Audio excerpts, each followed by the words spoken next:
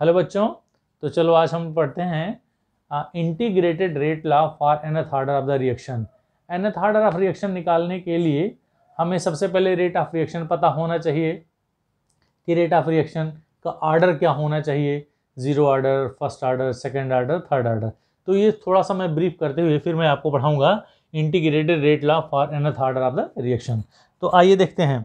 अगर बच्चों हम ऑर्डर ऑफ रिएक्शन की बात करें तो ऑर्डर ऑफ रिएक्शन के लिए अगर वो जीरो ऑर्डर का रिएक्शन होगा तो rate of reaction is directly proportional to the concentration of A to the power zero. इसका मतलब होता है कि ऐसा इक्वेशन या ऐसा रिएक्शन जिसका रेट किसी भी रिएक्टेंट के कंसंट्रेशन टर्म्स पर डिपेंड ना करे, वह क्या कहलाता है? जीरो ऑर्डर रिएक्शन कहलाता है। तो ये तो जीरो ऑर्डर का हो गया। अगर हम फर्स्ट ऑर्डर की बात करें तो फर्स्ट ऑर्डर का होगा R is concentration, R is proportional to the concentration of the reactant A। अगर कोई रिएक्शन इस टाइप का हो जो मैं भी लिखने वाला हूं। और सेकेंड ऑर्डर का रिएक्शन हो सकता है R is directly proportional to the concentration of A to the power 2। अगर कोई एक ही रिएक्टेंट है उस पे 2 मोल की संख्या पे अगर हम उसका रेट ऑफ रिएक्शन निकालते हैं और यह इसके बराबर भी हो सकता है, R is proportional to the concentration of A into concentration of B। अगर दो अलग अलग रिएक्टेंट हैं तो इनका रेट ऑफ रिएक्शन इसके बराबर होगा। एक ही कंसंट्रेशन टर्म्स है, मतलब एक ही रिएक्टेंट है जिसके 2 मोल पे इसके 2 पावर पे इसका रेट ऑफ रिएक्शन डिपेंड करता है। तो सेकेंड ऑर्डर हो गया। और थर्ड ऑर्डर की अगर बात करें तो R is proportional to the concentration of A to the power 3, या इसी को हम ऐसे भी लिख सकते हैं R is directly proportional to the concentration of A into B into C। या एक टर्म्स और हो सकते हैं, this implies R is proportional to concentration of A to the power 2 into B। इस टाइप से हम इसका कर सकते हैं। या अगर अगला भी लिखना चाहते हैं तो this implies R is directly proportional to concentration of A into concentration of B to the power 2। तो ये बच्चों हो गया तमाम तरह के ऑर्डर ऑफ रिएक्शन। अब ये किस ऑर्डर का रिएक्शन होगा? अगर हम ये जीरो ऑर्डर होगा, ऊपर वाला जो हमने लिखा है वो जीरो ऑर्डर का रिएक्शन होगा। ये क्या होगा? फर्स्ट ऑर्डर होगा। ये क्या होगा? सेकेंड ऑर्डर होगा। और ये क्या होगा बच्चों? थर्ड ऑर्डर होगा। तो इस तरह से रेट एक्सप्रेशन ला अगर हम बात करें जीरो ऑर्डर का, फर्स्ट ऑर्डर का, सेकेंड ऑर्डर का और थर्ड ऑर्डर का, तो फोर्थ ऑर्डर का, व्हाटएवर। तो अब अगर हम आज बात करने वाले हैं कि nth ऑर्डर का अगर इंटीग्रेटेड रेट लॉ निकालना है तो क्या होगा। सेकेंड ऑर्डर का ये होगा, थर्ड ऑर्डर का ये होगा। तो on the basis of that one we can get, that is how to find the integrated rate law for nth order of the reaction। तो आज हम लोग वही सीखने वाले हैं। तो आइए देखते हैं।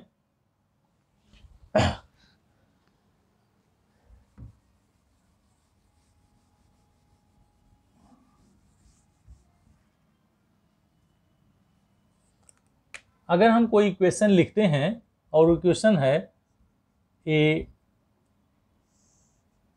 gives product, A gives product। अगर हम ये कहें कि इसके n मोलों, मतलब जो A है रिएक्टेंट है, रिएक्टेंट के A moles is going to give the product, तो ये nth ऑर्डर का रिएक्शन हम कह सकते हैं। क्यों? क्योंकि इसके लिए हम क्या कर सकते हैं? R is directly proportional to the concentration of E to the power n। हम ऐसा रेट एक्सप्रेशन ला हम ऐसा कर सकते हैं। तो आप जरा देखते हैं बच्चों कि ये जो ऑर्डर ऑफ रिएक्शन है, इस ऑर्डर ऑफ रिएक्शन को हम कैसे फाइंड करते हैं। देखते हैं। अब इस R को हम क्या कर सकते हैं? R is equal to rate of reaction, और रेट ऑफ रिएक्शन हो सकता है D change in the concentration in unit time with respect to the time, change in the concentration of the reactant in unit time. तो this is equal to minus DC upon DT, या इसको हम लिख सकते हैं minus D concentration of A upon DT। ये हो गया बच्चा। तो तो अब हमने ये देखा कि इनको अगर हम rate of reaction rate expression law के फॉर्म में लाते हैं तो यह रेट एक्सप्रेशन लॉ कैसे बनेगा, R means minus D C upon D T, मतलब चेंज इन द कंसंट्रेशन क्या होगा, D C upon D T को ही change in the concentration in unit time is known as the rate of reaction. तो D C upon D T is directly proportional to the, गौर से देखेंगे यहाँ हम क्या करेंगे बच्चों, मान लीजिए हमारा जो कंसंट्रेशन था उस कंसंट्रेशन को हमने C माना हुआ है और C पे 3 लिखेंगे तो थर्ड ऑर्डर, 2 लिखेंगे सेकेंड ऑर्डर, 1 लिखेंगे तो फर्स्ट ऑर्डर, और हमको यहाँ लिखना बेटा nth order. Did you get my point? Minus D C upon D T is proportional to C to the power n, मतलब ये कह रहा है कि ये nth ऑर्डर का रिएक्शन है और इस nth ऑर्डर रिएक्शन के लिए हमको इंटीग्रेटेड रेट लॉ निकालना है। तो इस तरह से दिस इंप्लाइज हम ये कह सकते हैं minus D C upon D T is equal to, कोई हम कांस्टेंट लगाएंगे जिसे हम रेट कांस्टेंट कहते हैं, into C to the power n। हो गया बच्चा?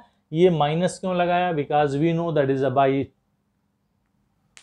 पासिंग द टाइम, समय बीतने के साथ साथ जो रिएक्टेंट है उस रिएक्टेंट के कंसंट्रेशन में कमी आती है और प्रोडक्ट के कंसंट्रेशन में इंक्रीमेंट होता है। तो अगर आप C के टर्म्स में आपने लिखाया तो आप यहाँ A to the power n भी लिख सकते थे, लेकिन हमने चूंकि कंसंट्रेशन यहाँ लिखा minus D C upon D T, मतलब change in the concentration of the reactant, तो हम कंसंट्रेशन रिएक्टेंट का C मान लिए हैं और C to the power n is indicating it is of nth order. तो अब देखो बच्चों, इसको सेम टर्म्स वाले को एक साथ कर लेंगे तो हो जाएगा minus D C upon C to the power n, यहाँ कर दें this is equal to K of D T. ये लाइन समझ में आ रही है? तो इस तरह से अब हम इसको क्या करेंगे बच्चों, इंटीग्रेट करेंगे। क्या करेंगे? इंटीग्रेशन करेंगे, तो ये इंटीग्रेटेड रेट लॉ बन के आएगा। तो इंटीग्रेट जब करेंगे तो ये होगा इंटीग्रेटिंग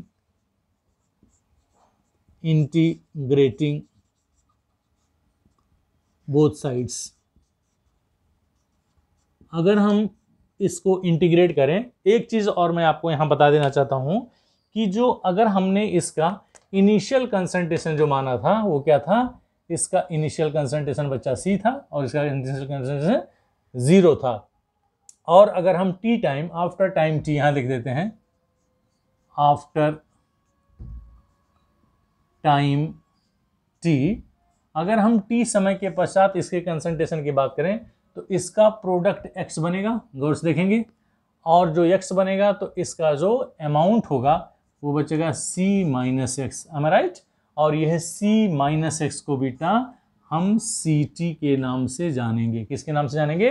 CT। यहाँ जगह कम था इसलिए मैंने वहाँ लिख दिया कि इनिशियल कंसंट्रेशन जो होगा, यहाँ लिख लो,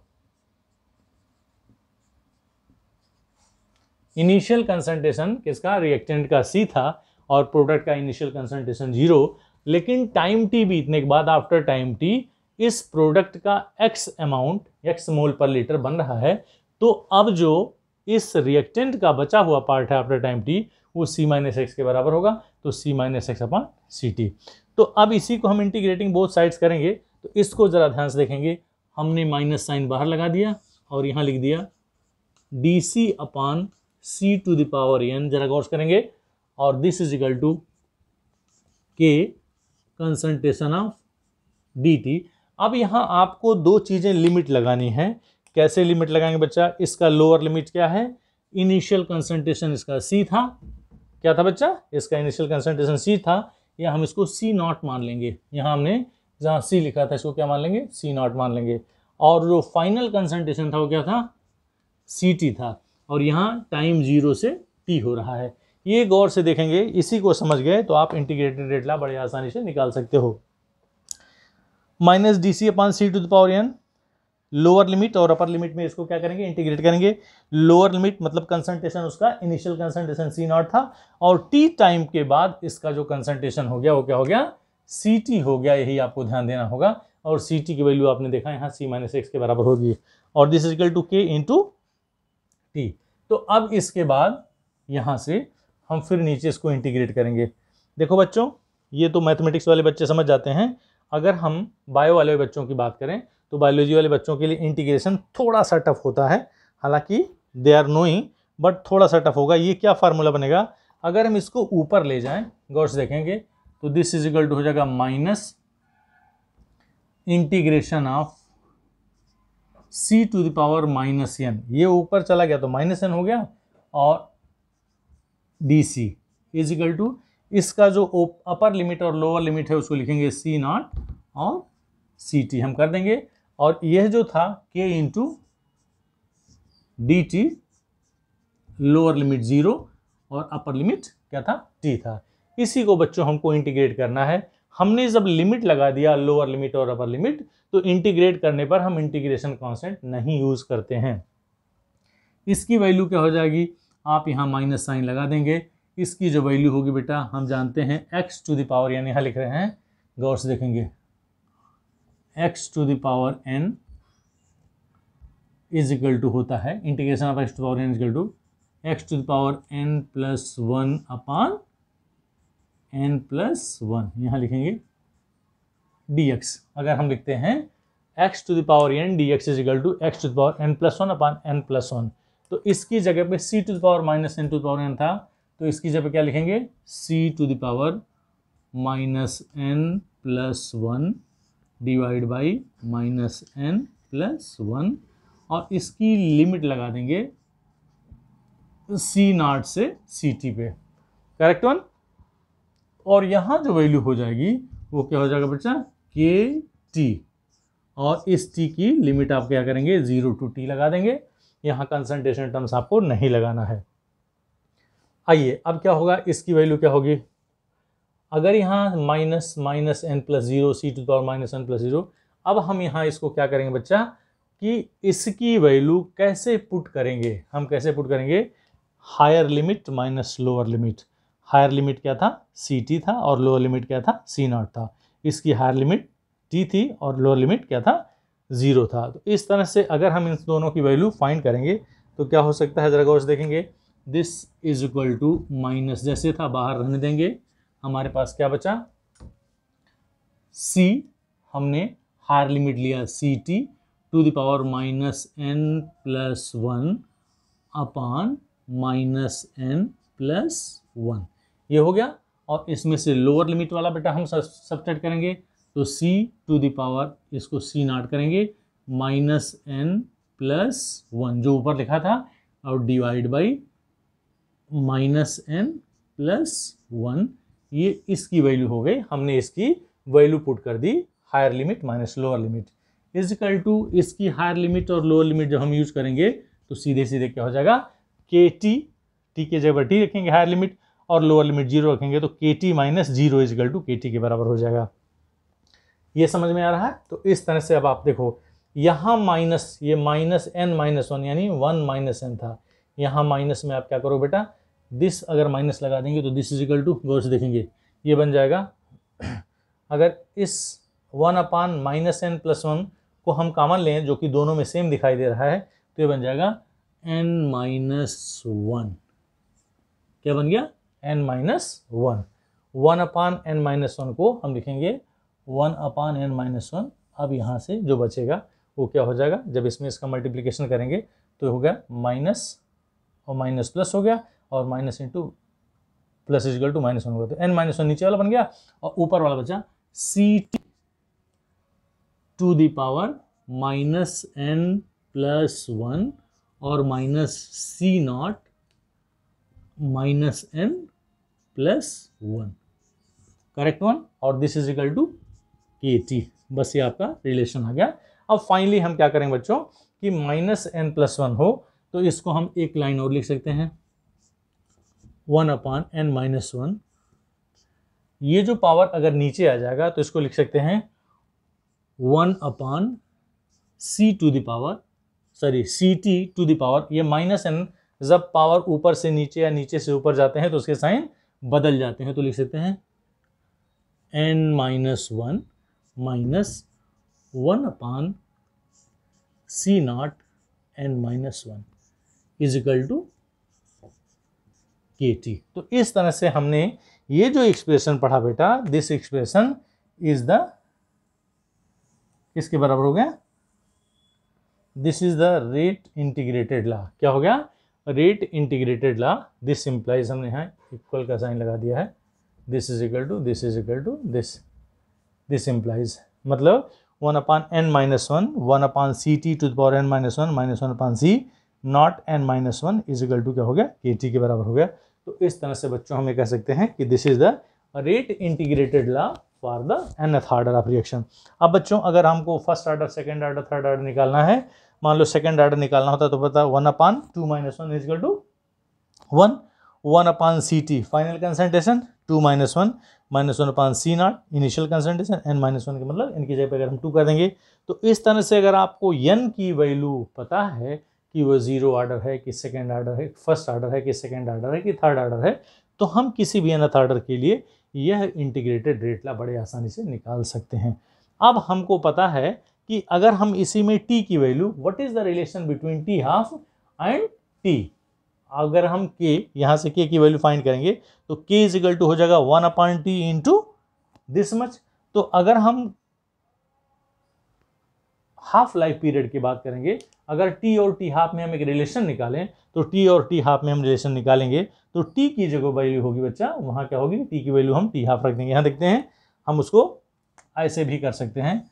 अगर हम t हाफ में इसका रिलेशन निकालते हैं तो अगर t की वैल्यू t हाफ हो गई, अगर t की वैल्यू t हाफ हो गई, ये किसके लिए है? रिलेशन निकालने के लिए, t हाफ और उसके कंसंट्रेशन में।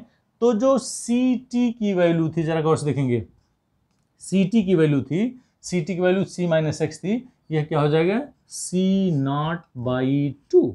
गौर से देखेंगे, हाफ लाइफ पीरियड का मतलब होता है किसी भी रिएक्टेंट का कंसंट्रेशन आधा होने में या आधा बचने में जो समय लगता है उसी को हाफ लाइफ पीरियड कहते हैं। तो अगर t को हमने t हाफ कर दिया तो ct इक्वल टू c0/2 के बराबर। तो जहां जहां बच्चा ct लिखा था उसकी जगह हम लिख देंगे c0/2 और c0 जैसे था वैसे रहने देंगे और t को हमने t हाफ कर देंगे। तो दिस इज द रिलेशन। यहाँ से हम इसका रिलेशन निकाल सकते हैं कि t हाफ और उसके कंसंट्रेशन में क्या रिलेशन होता है। तो this is all about the integrated rate law for the nth order of reaction. I hope you have enjoyed the topic. और अगर आपको अच्छा लगा हो तो मेरा चैनल सब्सक्राइब करना ना भूलें। Silencer chemistry.